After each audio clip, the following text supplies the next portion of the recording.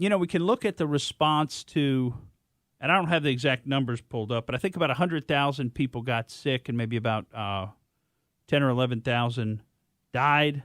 Now, the number of people worldwide. we're talking about, and I'm sorry, I should preface this with, I'm talking about swine flu. Oh, swine flu. Okay. Swine flu 11 years ago, because what I was kind of thinking about was, look at the response to swine flu, and you can pull up the numbers for me if you can get them. I had them somewhere, but, you're looking at the response to swine flu, and it was totally different, although there were some elements, some echoes of what we've got now. But listen to this Lou Dobbs report from CNN from back in 2009, and listen to Mayor Bloomberg in New York City talking about swine flu and what they were going to do about it. Traditional flu season is over, but swine flu seems to be spreading at a great rate. Suddenly today in New York City, St. David's, a private school, closed after 12% of its 400 students reported flu-like symptoms. In New York City, 11,000 students stayed home. 16 public schools closed.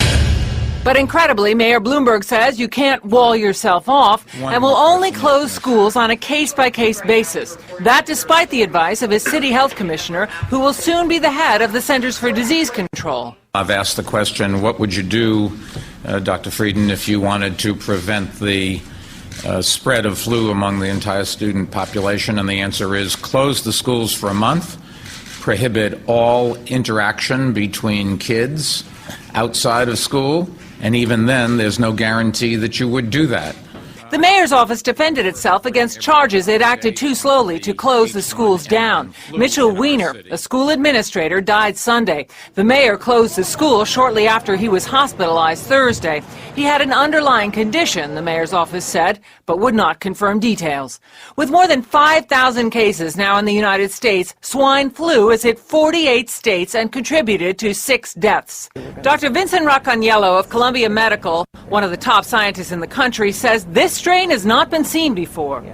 This strain is different because it is spreading, and it's spreading globally, as you know. The real concern is that most people are not going to be immune to it, so many people will be infected.